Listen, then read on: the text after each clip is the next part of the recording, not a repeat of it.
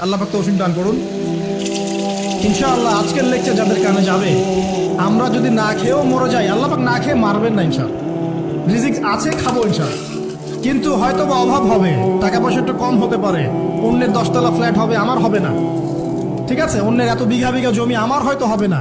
কিন্তু ইনশাআল্লাহ তাআলা এই যে দুনিয়ার মুসাফিরের জীবনটা, এটা মুসাফিরের জীবন না? মুসাফিরের জীবনটা কেটেই যাবে ইনশাআল্লাহ। কাটবে না? যে কোনো ভাবে কেটে তো যাবেই ইনশাআল্লাহ। এই যে পরকালের জীবনটা একটা চেতনার শক্তি, জানেন? দুনিয়াতে যত বাধা বিপত্তি আসুক, গাল মন্দ খান, গিবত তহমত খান, কষ্ট হোক, নির্যাতন হোক, একটা বিষয় মনের মধ্যে শান্তি দেয়। কি শান্তি? যে এই দুনিয়ার জীবনটা তো আর চিরস্থায়ী নয়, এটা তো আর সারা জীবন থাকবে না।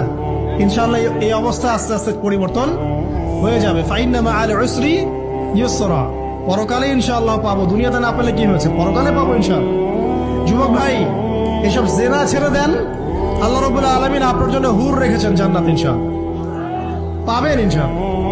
এটা ছেড়ে দেন, সুদ ছেড়ে দেন, আল্লাহ পাক আপনার জন্য হাউজে কাউসার রাখছে ইনশাআল্লাহ, ঠিক আছে?